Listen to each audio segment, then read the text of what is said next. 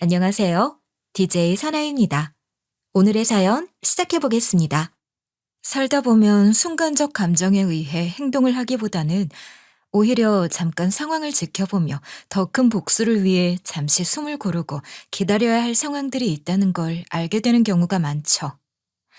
하지만 순간의 감정을 이기지 못해 나도 모르게 내질러 버리고는 결국 후회를 하는 경우도 많고요.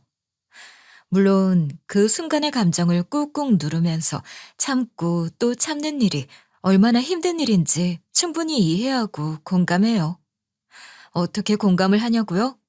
저야말로 제대로 된 복수를 하기 위해서 칼을 갈며 무려 3년이라는 시간을 버티고 또 버텼거든요. 오늘 제 이야기를 들어보시면 다들 참고 기다림의 미학을 제대로 느끼실 거라고 확신해요. 안녕하세요. 저는 85년 소띠, 곧 40살을 바라보고 있는 중년을 향해 달리고 있는 대한민국의 평범한 여자예요.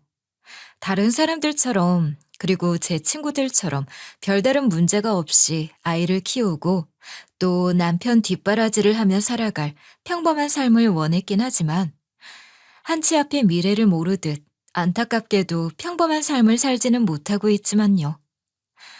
사실 요즘은 세상이 많이 변해서 결혼을 꼭 해야 하는 건 아니잖아요. 비혼 선언을 하면서 자신만의 삶을 즐기는 사람들도 많고요. 실제로 제 주변에도 결혼에 대한 인식이 정말 많이 변했다는 걸 느끼고 있기도 하거든요.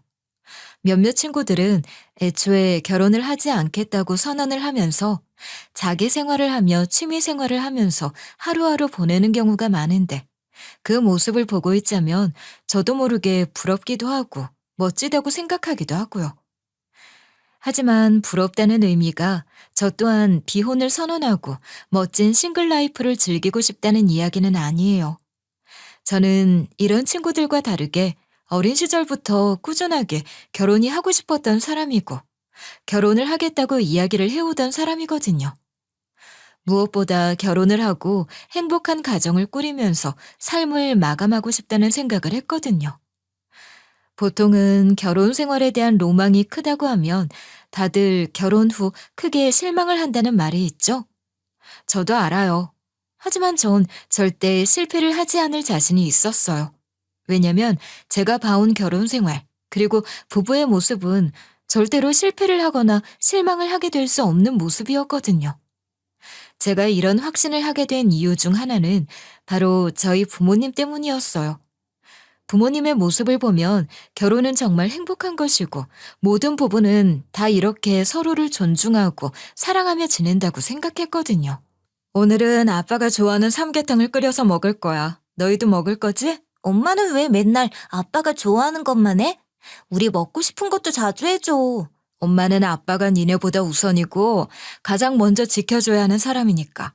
아빠가 열심히 일을 해주시니 우리가 이렇게 편하게 사는 거잖아. 시, 나도 나중에 결혼해서 내 남편만 신경 쓰고 엄마가 해달라는 거 안 해줄 거다. 그래, 꼭 그렇게 해. 엄마는 네가 그렇게 살면 너무 행복할 것 같다. 저희 부모님은 저와 제 동생을 낳고 저희 자매가 모두 다 성인이 되는 시점에 이르러도 신혼부부처럼 서로가 서로를 존중하고 사랑해오는 모습을 끊임없이 보여주셨어요. 다른 부부들과 달리 서로를 존중했고 서로에게 함부로 이야기를 하는 일도 없었죠. 그런 모습을 보고 자란 저와 제 동생은 당연히 결혼은 그런 사람과 하는 것이고 또 결혼 생활은 행복의 연속이라는 생각을 가지면서 성장을 해올 수밖에 없었기도 하고요. 보통 결혼한 지 10년이 넘은 부부들이라면 찐 사랑은 절대 없고 그저 서로에 대한 의리로만 산다고 하는 주변 사람들 말을 들어보지 못한 건 절대 아니에요. 하지만 그런 사람들과 다르게 분명한 예외도 존재를 한다는 걸 전 우리 부모님을 통해 제대로 느꼈거든요. 서로 사랑을 하고 아직도 아빠가 엄마를 바라보는 눈빛을 보면 꿀이 뚝뚝 떨어지는 것 같은 느낌을 제가 다 받을 정도였으니까요. 오늘은 아빠가 쉬는 날이라서 우리 공주님들 맛있는 거 해주려고 일어났지. 자, 봐. 떡볶이 했다. 엄마는 커피를 좋아하니까 커피도 내려놨지. 와, 떡볶이. 당연히 엄마 커피 먼저 우선으로 내리고 토스트도 해놨겠지? 당연하지. 아빠 근무할 동안 엄마가 얼마나 고생을 해주는데. 이런 날은 아빠가 서비스를 좀 해야지. 커피향 좋다. 유진아, 유나야, 인생 별거 없다. 너희도 아빠 같은 사람 만나서 이렇게 평생 행복하게 살면 돼. 엄마는 지금 이 순간이 제일 행복해. 여보, 잘 먹을게. 고마워. 저희 아빠는 정말 자상한 분이셨어요. 엄마에게 특히 자상하고 다정했지만 그렇다고 저희 자매에게는 매정한 사람이 아니었죠. 저희에게도 충분히 다정한 사람이었거든요. 매일 주말이면 고생을 한 엄마를 위해 그리고 저희를 위해서 음식을 해주시기도 했고 엄마가 먹는 습관 같은 커피와 토스트를 따뜻하게 구워서 엄마에게 대접을 해주실 정도였어요. 엄마는 그런 아빠의 행동에 늘 감동을 받아 했고 아빠가 내려준 커피와 토스트를 드실 때마다 고맙다는 말과 잘 먹겠다는 표현을 아끼지 않았어요. 그렇다고 엄마가 그런 아빠의 사랑을 그대로 받기만 하는 건 절대 아니었어요. 엄마 역시 아빠를 위해서 정말 남들은 하지 못할 헌신을 하신 분이거든요. 아빠는 당시 화물차를 운전하시는 일을 하셨는데 업무 특성상 운전 중간에 식당에 들어가 식사를 하기도 어려울 뿐만 아니라 오직 차 안에서 모든 걸 다 해결하셔야 하는 상황이었어요. 그런 아빠를 위해서 엄마는 정말 하루도 빼놓지 않고 매일 새벽마다 맛있는 도시락을 싸주셨어요. 아침부터 점심, 저녁까지 다른 메뉴로 식사를 만들어주시고 또 간식으로 먹을 만한 것들도 함께 싸서 아빠의 출근길을 늘 배웅하셨거든요. 이렇게 서로가 서로를 위해서 노력을 하고 희생을 한다는 건 당연한 일이 아니고 서로가 노력을 해야 한다는 걸 제대로 느끼게 해준 것이 바로 저희 부모님이에요. 덕분에 제 결혼 가치관이 만들어진 것이기도 했고요. 엄마와 아빠의 사이가 인꼬 부부처럼 좋다는 건 그 당시 동네 사람들이라면 모르는 사람이 없었고 사랑이 넘치는 가정에서 자란 저와 제 동생은 사랑을 듬뿍 받으며 자란 건 사실이었어요. 특히 딸답게 엄마의 영향을 참 많이 받고 자랐어요. 엄마는 그 시절 여성답지 않게 상당히 털털하고 직설적인 성격의 여성이었어요. 화물차 운전을 하며 생계를 하는 아빠를 돕겠다면서 동네에서 과일과 자파를 판매하는 일을 하셨거든요. 장사만 몇십 년을 해오신 덕에 상황 판단이나 사람을 보는 것에 있어서 반관상가라고 할 정도로 정확하셨어요. 그리고 장사를 하셨던 탓에 손익계산이 상당히 빠른 분이셨고요.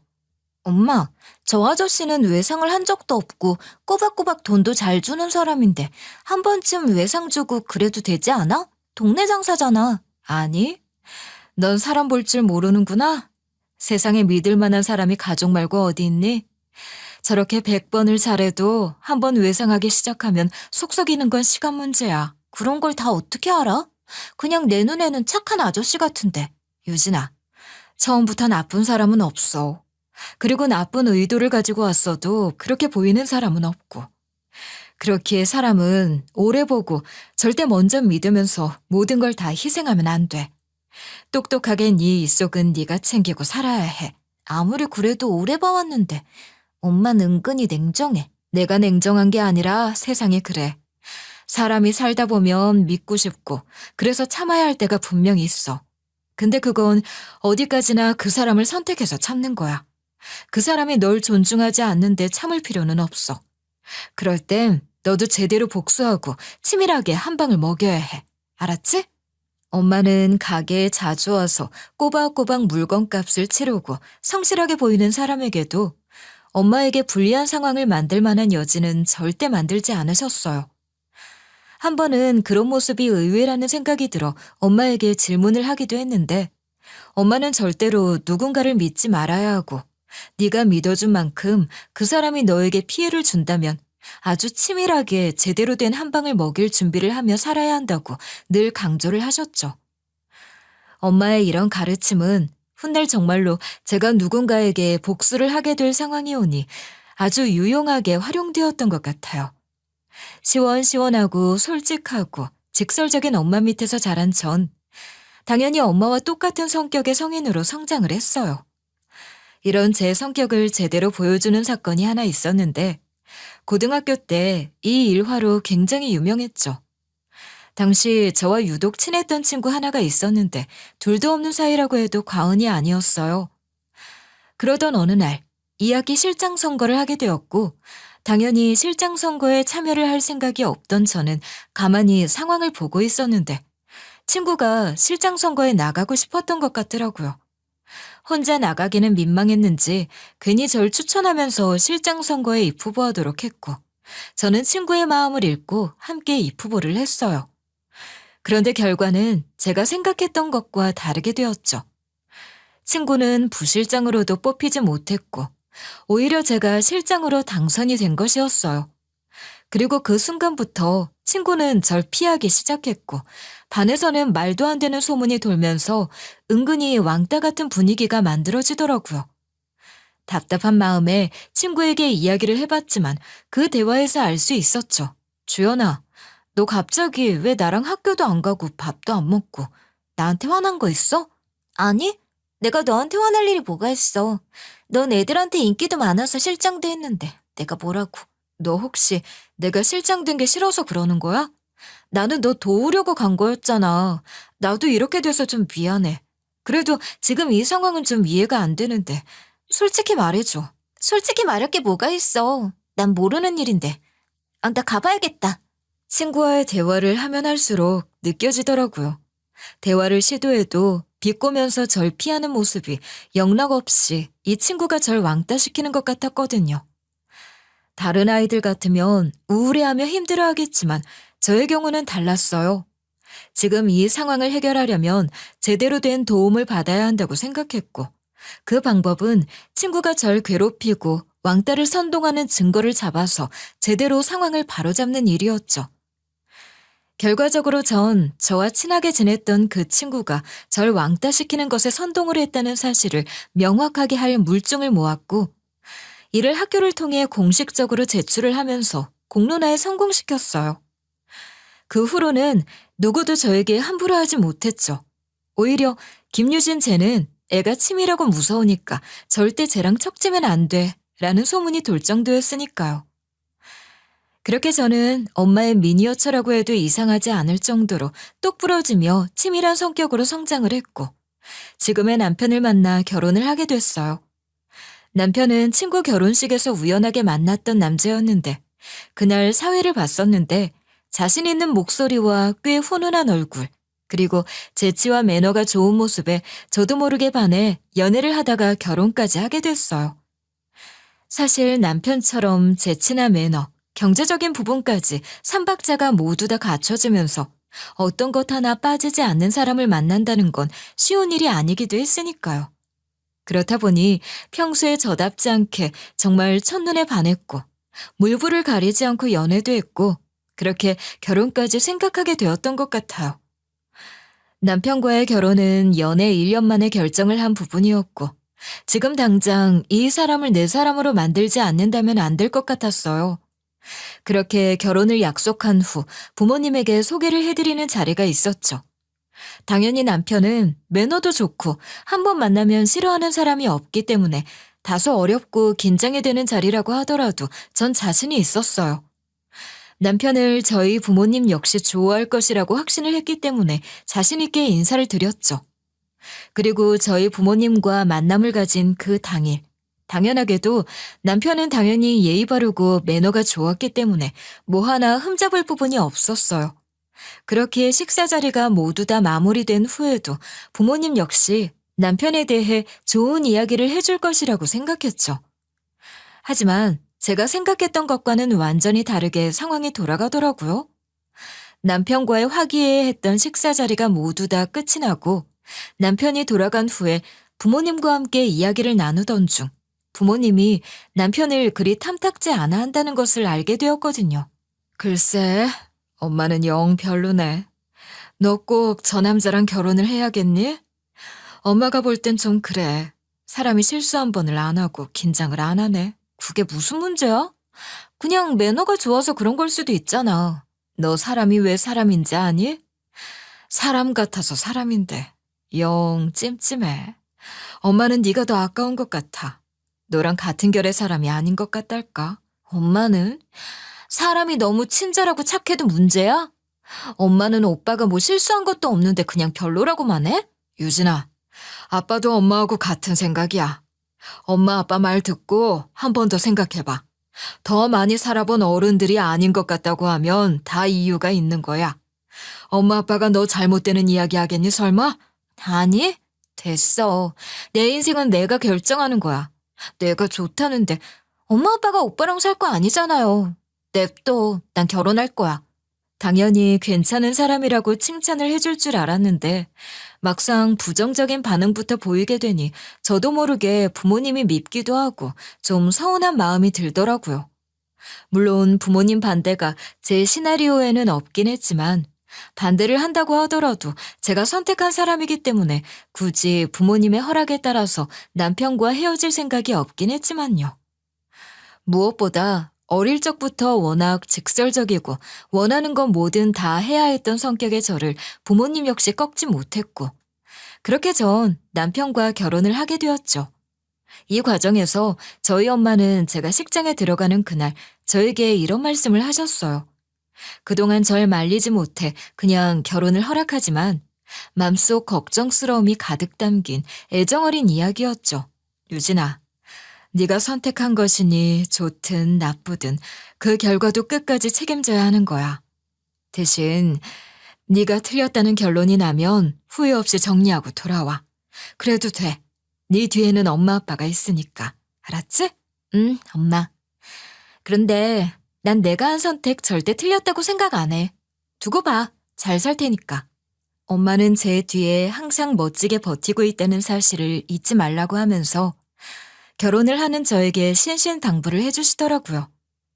절 걱정하고 누구보다 생각해주는 사람이라는 걸 너무 잘 알고 있었기 때문에 그 마음이 고마웠지만 그런 만큼 제가 한 선택에 대해 후회가 없다는 걸 제대로 보여드리고 싶은 마음에 절대 실패를 하지 않겠다며 엄마에게 큰 소리를 쳤네요. 그런 제 모습을 보고 엄마는 눈물이 맺히면서 물론 그래야지. 잘 살아 우리 딸. 이라면서 절 응원해 주셨고요. 엄마에게 자신있게 이야기를 한 것처럼 저는 남편과 결혼 후 신혼 초에는 말 그대로 왜 진짜 결혼을 하지 않았을까 싶은 마음이 들 정도로 행복한 하루하루를 보냈어요. 하지만 이런 행복이 그리 오래가진 않더라고요. 남편에게는 어떤 단점도 없어 보였고 무엇보다 제가 남편에게 반해 결혼을 하게 된 그 포인트가 결국 남편과의 결혼 생활 내내 저를 고통스럽게 하는 원인이 되고 말았거든요. 다들 그런 이야기 하잖아요. 결혼 전 혹은 연애를 하면서 그 사람에게 느낀 가장 큰 장점 부분이 결국 결혼 후에는 엄청 큰 단점으로 다가온다고요. 그 말이 무슨 말인지 정말 제대로 이해하겠더라고요. 이제는 단점이 된 남편의 친절함, 매너, 그리고 잘생긴 외모가 문제였거든요. 이로 인해 여자 문제가 정말 크고 작게 끊이지 않았고 남편이 제대로 단돌이 해주면 문제가 되지 않겠지만 남편 역시 그런 상황을 즐기는 듯 제대로 행동하지 못했기 때문에 갈등이 생겼죠. 그중 가장 큰 갈등이 되는 건 바로 남편이 총각 행세를 하고 다닌다는 것이었어요. 남편의 입을 빌려서 이야기를 하면 이랬죠. 내가 결혼을 안 했다고 총각 행세를 하고 다니는 게 아니야. 그냥 결혼 사실을 굳이 말하지 않는 것일 뿐이지. 그러니까 난 속이고 다닌 게 아니지. 굳이 결혼 유무를 말하고 다니지 않는다고 해서 그게 당신을 총각으로 알고 접근하는 여자들에게 아무런 문제가 되지 않는다는 거야? 당신 논리 정말 이상해. 내가 불쾌하다고.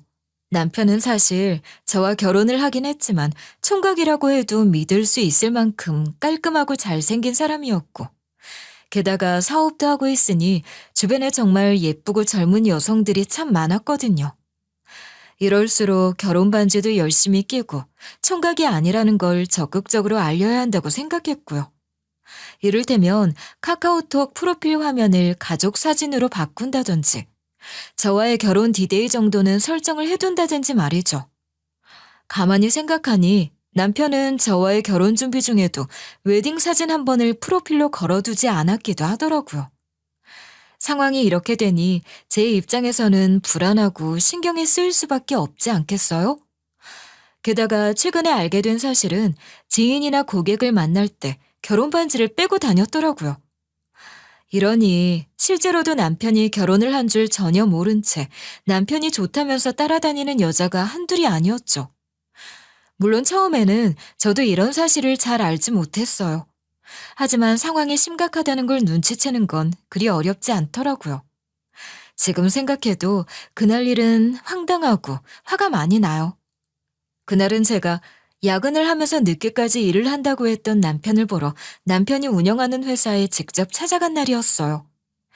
투자회사를 운영하는 남편은 꽤 굵직한 고객들은 아직도 직접 대면 회의를 하고 컨트롤해주면서 투자 가이드를 제공하고 도움을 주고 있었죠. 그렇게 남편에게는 꽤 거물급 고객들과 함께 미팅을 하는 일들이 많았어요. 그날도 그런 미팅이 있다고 했고, 전 근처를 지나다 남편을 기다려 같이 퇴근을 하려 남편의 회사에 깜짝 방문을 한 일이 있었죠. 모두 다 퇴근을 한 시간이니 당연히 사무실이 조용할 것이라고 생각했고, 곧바로 남편의 대표실로 향했는데 남편이 없더라고요. 그때 왠지 이상한 촉이 왔어요. 남편이 어디 있을까 싶은 마음에 불안감으로 이곳저곳을 찾아보던 중 회의실에서 어떤 여자와 밀착을 해 연애하듯 꽁냥거리는 모습을 딱 보게 된 거죠. 그 순간 황당하고 어이가 없어서 말도 안 나오더라고요. 이성을 잃고 곧바로 문을 벌컥 열었어요.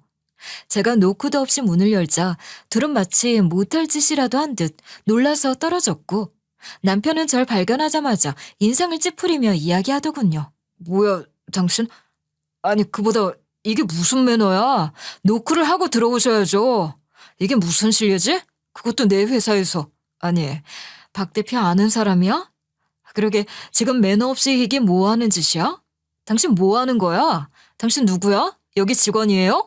그 여자는 남편의 태도에 제가 부인이라는 생각은 전혀 하지 못했는지 불쾌한 듯 제가 누구인지 물었고, 저는 당연히 남편이 절 아내라고 소개를 할 거라 믿고 상당히 불쾌한 표정으로 대답하지 않고 서 있었어요.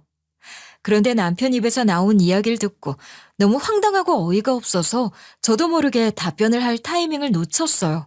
아, 우리 회사 자문을 해주시는 분이야. 가끔 출근하시는데 오늘 좀 늦게 출근하신 것 같아요. 고모님, 저희 회의 중인데 좀 자리를 비켜주시겠어요? 뭐라고요? 내가 지금 뭐라고? 날 지금 뭐라고 소개를 한 거야? 황당하네. 지금 고객이랑 투자권 이야기 중이잖아요. 네? 이따가 이야기하시죠. 자세한 건 이따가 설명드린다고요. 아내가 아닌 고문으로 소개를 하면서 자리를 비켜줄 것을 요구하는 남편의 모습을 보면서 황당하기도 하고 어이가 없어 반문을 했고, 그런 제 모습을 보고 혹시라도 사고가 날까 남편은 정색을 하면서 일단 돌아가 기다리라는 시그널을 아주 강하게 보내더라고요. 화는 났지만 그 상황을 어떻게 할 순 없었기에 저도 한숨 물러나 뒤를 돌았고, 남편은 그런 저를 보며 안심하듯 돌아서더라고요. 고객이라고 주장하는 여성의 등에 왼쪽 손을 올리며 돌아서는데 남편의 왼쪽 네 번째 손가락에 결혼 반지가 빠져 있는 걸 눈으로 확인했어요. 그 모습을 보니 온몸에 피가 다 빠져나가는 기분이 들면서 화를 참기가 어렵더라고요. 그날 밤, 전 남편과 이 문제를 두고 말 그대로 첨예한 부부싸움을 했어요. 그렇게 말도 없이 회사에 찾아와서 불쑥 고객하고 상담하는 문 열고, 당신 원래 그런 사람이었어? 그건 매너가 아니고 예의도 없는 행동이란 거 몰라? 내가 못 올 때 왔어? 어차피 상담 중이었으니 전화했어도 못 받았을 거 아니야. 그리고 내가 괜히 그랬어? 당신이 그 여자랑 이상했으니까 그렇지. 이상하긴 뭐가 이상해. 그냥 고객이라고 투자 유치하려고 좀 공들이고 있던 거 안 보였어? 누가 공을 그런 식으로 들여? 그리고 당신 결혼 반지 빼고 있더라? 나를 고문? 내가 숨겨야 할 존재야? 내가 말했잖아. 내가 결혼했다고 하면 그 많은 고객들 발길 뚝 끊어질 건데 그럼 좋아?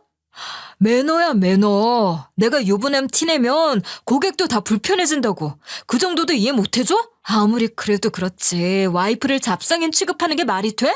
내가 그 자리에서 그렇게 말한다고 해서 우리가 부부가 아니야? 크게 봐. 내가 잘 돼야 너도 잘 사는 거야. 좀 제발 공과 사 좀 구분하자, 어?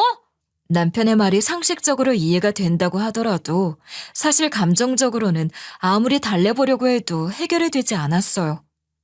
화가 나는 마음이 드는 건 제가 아닌 누구라도 당연한 일이기도 했고요. 그날 이후 남편에 대한 신뢰도가 완전 하락한 건 당연했죠.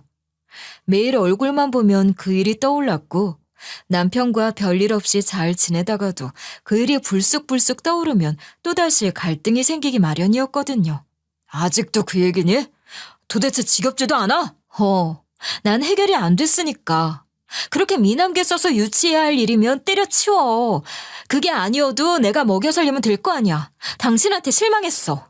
남편을 보면 자꾸만 떠오르는 그날 일로 인해서 대화는 늘 갈등으로 마무리가 되더라고요. 그렇게 서먹하면서도 좋지 않은 관계를 유지하며 지내던 어느 날, 결국 남편의 바람기로 인해서 더는 결혼 생활을 유지할 수 없겠구나 싶을 만한 충격적인 사건이 발생하게 됐어요. 그날은 집에서 평소처럼 집안일을 하면서 일상을 보내고 있었죠. 그런데 평소에는 잘 오지 않던 우체국 등기가 도착했다면서 우체부 아저씨가 직접 전달을 해야 한다고 초인종을 누르시더라고요. 남편 앞으로 온 등기였는데 누가 봐도 법원에서 온 문서 같더라고요. 이상한 마음에 남편에게 전화를 했죠. 당신 앞으로 법원에서 등기 같은 게 왔어. 이거 뭐야? 내가 열어봐도 돼? 아, 그거 사업하다 보면 이런 거 저런 거 오는데 또 왔나 보네. 신경 쓰지 마. 그냥 내 서재에 올려놔줘. 내가 가서 확인할게. 남편의 대수롭지 않은 말에 저 역시 그러려니 하는 마음에 넘기려는데 여자의 촉이라는 게 그렇잖아요. 자꾸만 뭔가 싶고 열어보고 싶더라고요. 결국 저는 자꾸만 드는 의심을 직접 해결해야겠다는 마음에 남편 앞으로 온 법원 서류를 열어봤고 엄청난 충격을 받게 됐어요. 그 서류는 남편에게 숨겨진 자식이 있다는 사실이었고 심지어 그 아이에 대한 양육비를 무려 5년간 지급하지 않았기 때문에 이를 지급하지 않을 시 법적 조치를 취하겠다는 지급 명령이 담긴 문서였어요. 이게 무슨 소리야? 분명 나랑 한 결혼이 초혼이랬는데 그럼 이미 결혼을 한 차례 했었다는 거야? 심지어 애도 있다고? 나 속인 거야? 그래? 남편이 절 속인 건지 도대체 뭐가 어떻게 된 건지 알지 못하는 상황 속에서 뭐부터 해야 할지 감도 안 오더라고요. 그치만 이럴 때일수록 침착하게 대응을 해야 한다는 엄마의 말이 떠올랐고 저는 놀란 마음을 애써 진정시키면서 서류를 다시 원래의 모양대로 정리해뒀어요. 물론 그 이후에 문서 확인을 따로 해야 했기 때문에 문서 사진을 다 자세하게 찍어둔 채 말이죠. 그리고 그날 저녁 남편은 퇴근을 하자마자 그 서류를 찾더라고요.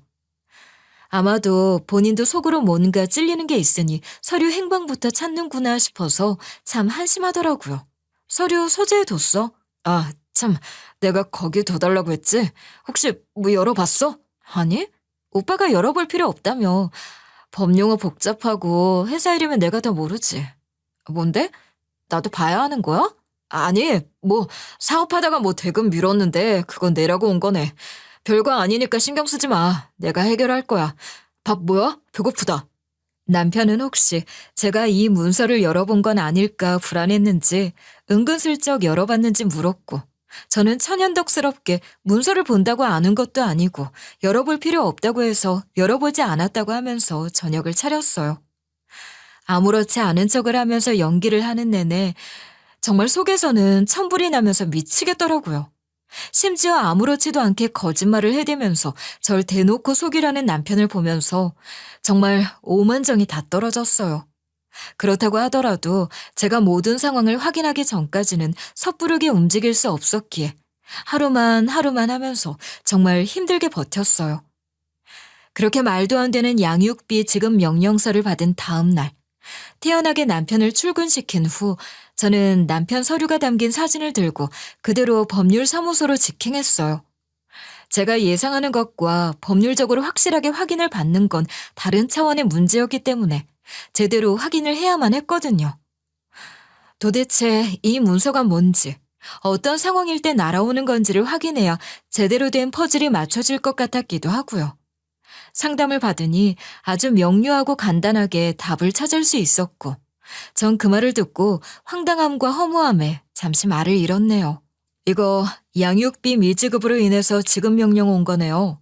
이미 이전에 한 차례 소송을 하셨을 텐데요. 지급하지 않으시면 압류를 하든 뭘 하든 하겠다는 겁니다. 그러니까 변호사님, 이걸 받았다면 결국 결혼도 했었고, 가정도 있었던 거고, 애도 있었다는 거네요? 정황상 그렇게 되겠죠? 미혼이고 애가 없다면 받지 않았을 문서니까요. 변호사 상담을 받고 나온 저는 그 충격에서 벗어나기가 한동안 어렵더라고요. 그동안 바람기 있는 모습을 보이면서 절 힘들게 하는 것까지는 어떻게 잘 관리를 하면서 버틸 수 있다고 생각을 했지만, 저와 결혼 전 이미 한 차례 결혼을 했고, 심지어 그 사이에 자녀까지 있다는 사실을 듣게 되니까 정말 하늘이 노래지더라고요.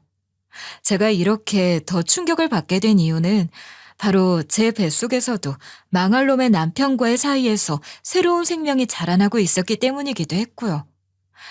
홀몸이었다면 당장 남편과 이혼을 강행했을 법한 상황이었지만 뱃속의 아이를 생각해 어떻게든 참고 버티려는 날들이 무색해지는 상황이었죠. 그렇다고 해서 망연자실하게 손 놓고 앉아만 있을 수는 없겠더라고요. 어떻게 해야 할까 계속 고민을 하다가 당장 지금 명령서를 보낸 남편의 전 배우자 정보를 확인했고 다행히 연락처도 함께 기재가 되어 있더라고요. 그래서 곧바로 전 배우자라는 사람에게 연락을 했고 그 사람은 의외로 제 연락을 받고 담담하게 저와의 약속을 잡고 만나주더라고요.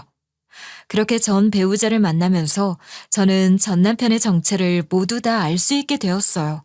예상은 했어요. 그 얼굴에, 매너에 처음 본 여자들은 깜빡 죽죠. 어떤 놈인지도 모르고. 그래서 결혼했을 거라고 생각했어요. 그래서 전화 왔을 때 그리 놀랍지도 않았고요. 저는 배우자가 있었다는 사실도 모르고 결혼을 했어요. 도대체 어떻게 된 거예요? 언제 헤어지신 거고 자녀가 있던데 그것도 사실인가요? 이럴 줄 알았어. 그놈이 그렇다니까요. 당신도 속은 거예요. 지금 말씀하시는 거 들어보니 저랑 이혼할 시기 그리고 당신이랑 결혼할 시기가 맞물리네요. 여자 없인 절대 못하는 놈인지 하여튼. 근데 어떻게 그때 절 찾아와서 이야기하실 생각도 안 하셨어요? 전 정말 몰랐고 혼란스럽네요. 전 인생에서 사라지고 싶어서 빠지는 입장인데 제가 왜요? 그리고 그 당시에도 그놈 여자 너무 많았어요. 일일이 잡아서 소송하기도 힘들었고. 그놈 절대 믿지 마요. 바람기 절대 못 고치고 개망난이니까. 아마 지금도 또 다른 여자 끼고 있을걸요? 잘 알아봐요. 전 배우자라는 사람은 남편과 결혼 생활을 한 기간, 그리고 이혼을 하게 된 이유, 아이에 대한 사실과 양육비에 대한 부분까지 모두 다 숨기지 않고 솔직하게 이야기를 해주더라고요. 게다가 이런 사실들을 이야기하며 남편의 바람기에 혀를 차며 절 불쌍한 듯 이야기하더라고요. 저는 드디어 똥을 치웠다고 생각해서 속이 후련했는데 그 똥을 받은 게 당신이었다니. 잘해봐요. 도울 거 있음 말하고. 어떤 의미에서는 동지잖아요. 라고 말을 하는 게 아니겠어요? 참 살면서 누구에게 불쌍하게 보여진 적이 없었는데 그게 바로 남편 때문이라니 황당해서 말도 안 나오더라고요. 전 배우자의 조언을 듣고 나니 남편에게는 분명 또 다른 내연녀가 있을 것이라는 생각이 아주 강하게 올라오더라고요. 촉은 무시하지 못한다고 결국 제 손으로 직접 잡아서 제대로 복수할 수 있는 방법을 찾아야겠다고 생각했어요. 고민을 하던 중 저는 탐정사무소를 찾아갔고 남편의 뒤를 밟아서 외도 정황을 찾기 시작했어요. 그 결과 지금 현재 남편이 만나는 여자는 당연히 있었고 그 여자는 실제로 결혼 초 사무실에서 애정 행각을 하다가 고문으로 소개를 하며 상황을 무마했던 투자 고객이었더라고요. 이런 사실들을 모두 다 확인하니 아무리 멘탈이 센 저라고 하더라도 감당이 안 되더라고요.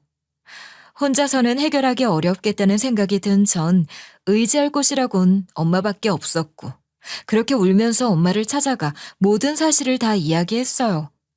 엄마는 제 이야기를 모두 다 들으시더니 상당한 분노가 끓어오르시는지 있는 욕 없는 욕을 다 하시다가 저에게 화를 내듯 이야기했어요. 이제 와서 이런 얘기 해봤자지만 그거 봐, 이 기집애야. 엄마 아빠 말 안 들으면 이렇게 되는 거라고. 생긴 것부터가 영 별로더니 엄만 지금 그런 이야기해서 뭐 하는데. 나 너무 화난다고. 어떡해? 뱃속에 애는 어떻게 하고. 마음 같아선 지금 당장 이혼하고 싶어. 변호사 상담도 받았고 협의 이혼해서 빠르게 정리할 거야. 안 해주면 소송이라도 할 거야. 얘, 지금 바로 이혼하겠다고? 그놈의 순순히 이혼을 해주겠어? 그럼 어떡해. 지금 당장 못 살겠는데. 지가 안 해주면 소송을 불사해서라도 헤어질 거야. 애도 내가 혼자 키울 거야. 그건 당연한 거고. 유진아, 일단 지금 바로 이혼은 하지 마. 박서방 지금 떼부자 됐대. 내가 며칠 전 니네 시엄마가 온갖 치장을 하면서 가게 왔길래 살살 구슬리면서 들었는데 알지? 그 양반 자랑할 거 못 숨기는 성격인 거. 엄마는 뭔가 비밀이라는 듯 조용하게 저에게 그날 시어머니와 있던 이야기를 다 해주셨어요. 그리고 엄마가 들려준 이야기는 꽤 솔깃했고요. 남편은 투자를 하는 일을 하던 사람이었기 때문에 본인 건물이나 재산을 불리기 위한 투자도 종종 해왔거든요.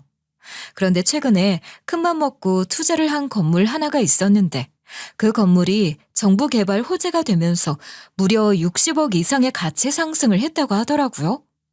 세금을 줄이고 어떻게 해서든 돈을 덜 내고 싶어서 방법을 고민하고 있는 상황이었는데 아마도 시댁 식구들 앞으로 두면 어느 정도 세금이 부과되는지 확인을 하기 위해서 시어머니에게 이야기를 했던 것 같더라고요. 그 얘기를 듣고 신이 난 시어머니는 엄마에게 자랑하고 싶어서 치장을 하고 찾아왔던 것이고요. 이 이야기를 듣고 난 후 이런 상황을 알게 된 저희 엄마는 저에게 이혼을 최대한 미루라고 했고 엄마가 생각해낸 아주 기막힌 묘수를 알려주면서 계획대로 한번 제대로 복수를 해보자고 했어요. 처음에는 정말 가능할까 했지만 천천히 그리고 제 주특기인 치밀함과 차분함으로 밀어붙인다면 솔직히 안 될 것도 없겠더라고요. 엄마와 제가 짠 계획은 일단 이혼을 미루는 것이 먼저였어요. 뱃속에 아이가 자라고 있기도 했기 때문에 일단 마음을 최대한 편하게 먹고 아이를 출산하고 결혼 생활을 유지하는 게 관건이었죠. 남편이 제가 이 모든 사실을 알고 있다는 것을 전혀 눈치채지 못하게 하면서 평범한 결혼 생활을 유지하는 게 계획이었으니까요. 이 모든 건 제가 다 참고 포커페이스를 유지하면서 끝내 모르는 척 해야 하는 것이 뒷받침되어야 하는 부분들이기도 했죠. 당장 모든 사실을 다 알고 있고 증거까지 모아둔 상태에서 남편과 아무렇지도 않게 웃으며 생활을 하는 게 쉬운 일은 아니었거든요. 그렇다고 하더라도 멀리 보면서 제대로 된 복수를 하기 위한 방향이라면 참고 견뎌야 한다고 생각했고 이를 악물고 결혼 생활을 유지했어요. 아무리 다짐을 하고 또 하면서 지낸다고 하더라도 남편의 파렴치한 얼굴을 보는 건 저에겐 정말 지옥 같은 일이긴 했어요. 아마 제가 아니라 다른 사람이었다면 얼굴의 모든 것들이 다 드러나는 건 당연했고 얼마 못 가 모든 사실을 다 밝혀낸 후에 곧바로 이혼을 하게 되었을지도 모르죠. 하지만 어릴 적부터 치밀했고 뭐든 다 확실하지 않으면 입 밖으로 꺼내지도 않았던 제 성격이 도움이 된 건지 또 별로 의미 부여를 하지 않은 채 살다 보니 사라지더라고요. 물론 이 과정에서 제가 살 수 있도록 도와준 건 눈에 넣어도 아프지 않을 아이 덕분이기도 했고요. 또 아이러니하게도 남편과의 사이에서 아이의 존재는 또 다른 윤활유 역할을 하기도 했고요. 지연이 걷는다. 걸었어. 걸음마 뗐어. 어디? 걸음마를 했어? 세상에 우리 지연이 천재 아니야? 그럼 누구 딸인데 당연히 천재지. 이리 와봐. 엄마 아빠한테 와봐. 남편에게도 태어난 아이가 아장아장 걷는 모습은 사랑스럽게 느껴진 것 같았고 그렇게 아이로 인해서 가까워졌다가 멀어졌다가를 반복하면서 시간을 보냈어요. 다만 남편과의 결혼 생활 유지뿐만 아니라 남편에게 환심을 사고 절 완전히 신뢰할 수 있도록 만드는 일이 관건이었기 때문에 저에게는 또 다른 미션 하나가 더 얹어진 셈이기도 했지만요. 다행인지 불행인지 남편은 딸아이의 존재에 너무나 행복해했고 누구보다 사랑스러워하는 모습을 보였어요. 그렇다 보니 매일 밖으로만 나돌던 남편이 좀 더 가정적으로 변한 것 같다는 생각을 하기도 했죠. 하지만 그렇다고 하더라도 그런 모습조차 가소롭다는 생각이 들기도 했어요. 전 배우자 사이에서 자녀에게는 양육비 1원이 아까워 주지 않으면서 눈앞에 또 다른 자식에게는 온갖 사랑을 퍼붓는 모습이 뭔가 이질적으로 느껴졌거든요. 이런 마음을 가지고 있다고 해도 남편에게 직접적으로 티내지 않았고 남편과 사이를 좋게 유지했어요. 그러던 중 남편은 저에게 드디어 숨겨뒀던 투자 수익에 대한 이야기를 먼저 꺼내더라고요. 우리나라는 진짜 세금 너무 많이 떼어가는 것 같아. 고생은 내가 다 했는데 세금만 이렇게 떼어가려고 한다니까. 왜? 또 뭐 투자권 때문에 세금 엄청 때려 맞았어? 아니, 뭐 그런 건 아니고. 아, 여보. 내가 일전에 투자를 해놓은 건물 하나가 있는데 그거 당신 명의로 좀 돌려놔도 될까? 내 명의? 왜 법인 명의로 안 하고? 그게 지금 내 명의거나 법인 명의로 하면 세금이 정말 장난 아니야. 근데 내가 당신 증여한다고 하고 좀 돌려서 주면 그나마 덜 낼 수 있거든. 어떻게 생각해? 나야 뭐 우리 재산이니 어떻게 하든 상관없지. 당신이 좋을 대로 해요. 남편이 언제쯤 이 이야기를 저에게 할까? 혹은 영원히 하지 않는다면 플랜 B는 어떻게 준비해야 할까? 정말 많은 고민을 하면서 마음이 타들어갔는데 다행히 먼저 이야기를 해주니 정말 다행이다 싶은 생각이 들었어요.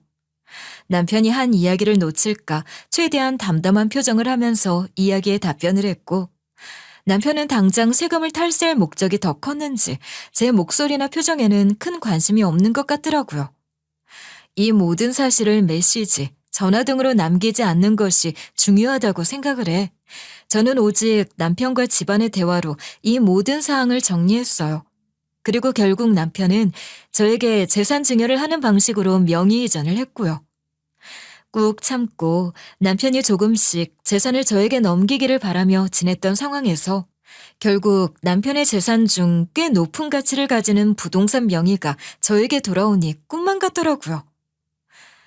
하지만 그렇다고 해서 여기서 안주할 순 없었고 완벽하게 내 것이 될 수 있도록 저는 그 이후 약 2년 정도의 시간을 더 유지하면서 결혼 생활을 했어요. 재산을 이전받고도 평소랑 다름이 없는 하루하루를 보내는 절 보더니 남편은 안심을 했는지 그 이후에 크고 작은 건물이나 재산을 제 명의로 돌려놓더라고요. 이렇게 딱 5년이라는 시간이 흘렀고 딸아이도 이제는 의사 표현도 하고 어린이집도 다닐 정도로 컸네요. 이제는 때가 되었다는 생각이 들었고 전 조금씩 준비를 했던 모든 것들을 정리하면서 제대로 된 복수를 준비하려고 이것저것 시작했어요. 그리고 드디어 제가 남편에게 제대로 된 사이다 복수를 할 수 있는 날이 왔어요. 이 날이 오긴 올까 싶은 날들이 정말 많았는데 결국 오긴 오더라고요. 남편을 위해 디데이는 남편 생일로 했고 온 가족이 모여 식사를 하기로 했죠. 전 제 계획을 위해 먼저 제안을 했어요. 올해 당신 생일 말이야. 밖에서 음식 먹지 말고 양가 어른들 다 모시고 집에서 하는 건 어때? 내가 오랜만에 요리 좀 해보려고 하는데. 당신이? 그 많은 음식 다 하려면 힘들 텐데. 괜찮겠어? 그럼 당신 일도 잘 되고 우리 지연이도 잘 크고. 괜히 밖에서 음식 사 먹는 것보다 한 번쯤 대접하면 좋잖아. 그럼 그렇게 알고 양가 어른들에게 말한다?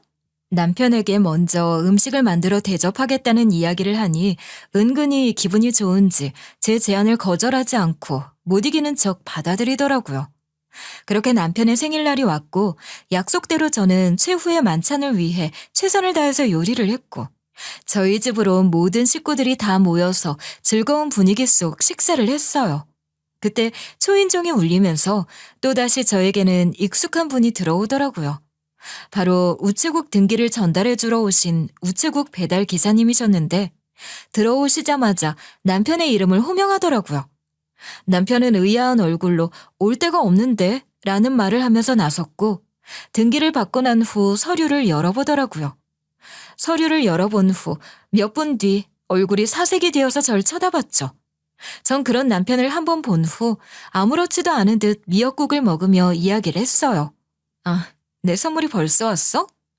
내가 생일에 맞추려고 날짜 계산하느라 얼마나 고생을 했는지 몰라.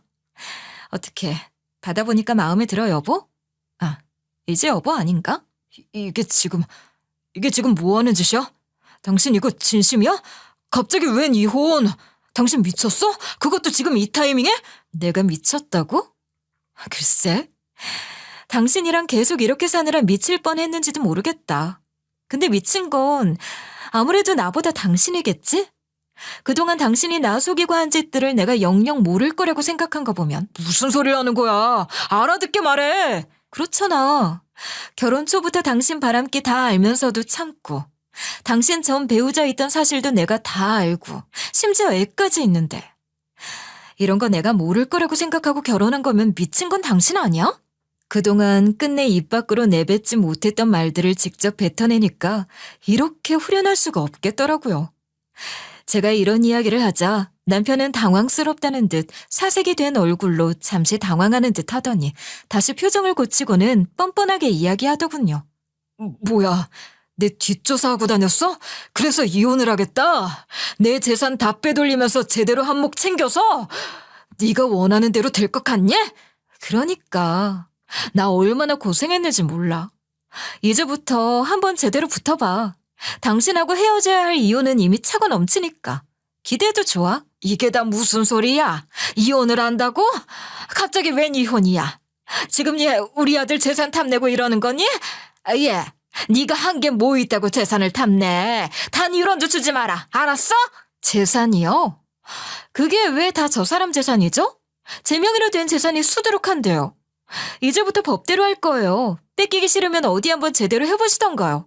남편의 행동을 보니 그동안 제가 잠시 느꼈던 마음들이 다 무색하고 쓸데없는 생각이라는 걸 아주 제대로 느끼게 해줘서 다행이라고 생각했어요.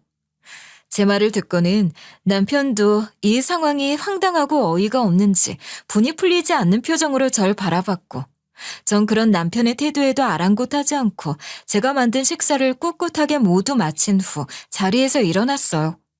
그리고는 일어나 미리 싸둔 짐을 다 들고 아이의 손을 잡고 바로 집을 나갔죠. 이미 준비를 해두니까 좀 더 멋있는 모습으로 나올 수 있는 것 같아서 좋더라고요. 제가 아이를 데리고 집을 나서자 남편은 황당한 듯 나가려는 저를 붙잡더라고요. 어디가? 얘기 다 안 끝났잖아. 그리고 애는 왜 네가 데려가? 어디 가긴? 지금부터 그 얼굴 안 보고 좀 편하게 살려고 가지. 그리고 이미 전혼 자녀애도 남처럼 살면서 애한테 뭐 애정 생기니? 웃기지 마. 우리 애는 너 같은 아빠 밑에서 안 키워. 그리고 뭐 매너? 보여지는 거 그런 게 당신한테는 중요하다며. 난 달라. 신뢰가 제일 중요하다고 봐. 그리고 그 신뢰가 무너지면 이렇게 되는 거지. 이제부터 시작이니까 잘해봐. 남편에게 그동안 하고 싶었던 말을 모두 다 쏟아부은 후 집을 나섰고 엄마 아빠가 지내고 있는 친정으로 가 아이와 함께 소송 준비를 본격적으로 시작했어요. 붙잡아도 소용이 없다는 걸 느꼈는지 남편은 절 더 이상 붙잡지 않더라고요. 덕분에 매우 평화적으로 그리고 안전하게 그 집에서 아이와 함께 빠져나올 수 있었어요. 아마 남편은 그 자리에서 제가 떠난 후 제일 먼저 변호사를 알아본 후 저에게 대응할 수 있는 방법을 찾아서 온갖 준비를 다 했을 거예요. 제가 아는 남편은 그런 사람이니까요. 이혼에 있어서 유책 사유가 남편에게 있는 건 분명하지만 재산 부분은 또 그 유책 사유와는 완벽하게 다른 부분이라고 하더라고요. 그래서 철저하게 준비를 하지 않는다면 오히려 원하는 대로 흐르지 않을 수 있다고 했고요. 예상했듯 남편은 이혼 자체에 대해서 기각을 다투는 건 당연히 없었고 오히려 양육권이며 아이에게 필요한 것들은 다 관심이 없고 오직 재산 분할에만 혈안이 되어서 다퉜어요. 그동안 제 앞으로 된 재산들에 대해서 자신이 명의를 돌려놓은 것일 뿐 온전한 제 재산이 아니라는 주장을 하며 재산 분할 대상에서 제외를 하려고 엄청난 시도를 했죠. 이미 예상한 시나리오였기 때문에 그리 놀랍진 않았어요. 이미 오래전부터 변호사님과 함께 고민을 하며 대응을 했던 부분이고 이 부분에 대해 어떻게 대응을 할지도 다양한 시뮬레이션을 해두었기 때문에 그리 불안하지도 않았고요. 그리고 결과는 제가 생각했던 것 이상으로 좋았어요. 유진님, 판결이 내려졌는데 아주 유리하게 나왔어요. 승소라고 해도 무방할 정도예요. 남편 전혼 사실, 전혼 자녀를 속인 사실 모두 다 유책으로 인정되어 위자료만 5천만 원 판결 받아냈습니다. 그렇군요. 정말 고생 많으셨어요. 그런데 재산 분할 부분은요? 어떻게 되었나요? 이게 참 재밌는데 사실 남편이 계속 본인 재산이라고 우기면 할 수 없었거든요. 그런데 자기 재산이라고 우기면 그동안 탈세한 세금을 엄청나게 추징당하고 그렇다고 줄 수는 없는지 갈팡질팡하다가 결국 재산을 포기해서 저희가 다 가져오게 되었네요. 축하드려요. 남편 성향에 손해보는 일은 절대 하지 않는데 이래도 저래도 손해를 본다고 생각하니 결국에는 저에게 재산을 모두 다 넘기는 식으로 결론이 내려졌더라고요. 아마 이후에 저에게 연락을 해 재산을 돌려줄 것을 몇 차례 요구하면서 귀찮게 할 것이 뻔하긴 했지만 이제 전 남편이 알던 제가 아니기 때문에 어림도 없었죠. 이혼 소송과 동시에 내연녀의 존재를 알고 있던 저는 상간 소송도 함께 제기를 했어요. 절 고객이라며 속였던 날들을 생각하면 지금도 치가 떨리는 상황이니 제대로 된 죗값을 받아야 한다고 생각했거든요. 재밌는 건 소송을 진행하면서 내연녀 역시 기혼이었는데 소장을 보낸 후 내연녀 배우자가 알게 되면서 상황은 더 심각해졌다고 하더라고요. 아마도 그 상대방 배우자 역시 전 남편을 상대로 상간소송을 진행하게 되었던 것 같고 인맥과 서로에 대한 신뢰가 우선이었던 상황에서 이런 소식이 퍼지니 남편의 평판은 한순간에 무너지면서 투자 유치를 할 수 없게 되자 그동안 잘 나갔던 것들이 무색하게 쫄딱 망하게 되었다고 하더라고요. 어찌 보면 자업자득인 셈이죠. 사업이 한순간에 무너지면서 남편은 내 언니와의 관계도 모두 다 정리를 하고 월세살이를 하며 지낸다고 하더라고요. 어떻게 알았냐고요? 저한테 연락을 해오면서 다시 한번 잘해보지 않겠냐는 말도 안 되는 소리를 했거든요. 나 이제 다 잃었고 아무것도 남은 게 없어. 그렇게 되니까 생각나는 건 당신뿐이더라. 이제 지연이랑 제대로 정신 차리고 살게. 우리 다시 시작하면 안 될까? 말도 안 되는 소리 하지 마. 오전 내 날씨가 이상하더니 정신이 나갔구나? 여기서 더 험한 꼴 보기 전에 내 눈앞에서 사라져. 알겠니? 저는 당연히 그런 전 남편을 받아줄 이유가 없었고 매몰차게 거절했죠. 나중에 알고 보니 저에게 먹히지 않자 전 배우자까지 찾아가서 매달렸다고 하더라고요. 정말 이 자식은 여전히 양심이라는 건 없는 놈이구나 싶은 생각이 들면서 정말 대단하다 싶더라고요. 저는 이혼 후 딸아이와 부모님과 함께 더 넓은 집으로 이사를 갔고 새로운 삶을 시작하고 있어요. 잡화점을 하는 엄마의 가게를 좀 더 확장하고 리모델링을 해서 엄마와 함께 장사를 시작했고요. 사람을 제대로 파악하려면 그만큼 사람을 많이 만나봐야 한다는 말이 맞듯 저는 아직 세상을 배우려면 한참 멀었다는 생각이 들더라고요. 결국 엄마의 지혜로 인해서 제대로 된 복수도 하고 이혼도 손해보지 않게 하면서 엄마처럼 해안이 넓고 현명한 사람이 되기 위해서 노력을 하려고요. 거봐, 감정대로 하지 않고 기다린 보람이 분명히 있지? 복수는 타이밍이야. 어떤 순간에도 너에게 손해가는 일은 하지 말고 살아. 그래야 엄마도 사니까. 알았지? 저는 앞으로 엄마의 말처럼 누구보다 똑똑하게 그리고 손해보지 않는 삶을 살아나가면서 우리 딸과 행복한 미래를 그려나갈 예정이에요. 모두 다 제 이야기를 들어주셔서 정말 감사합니다.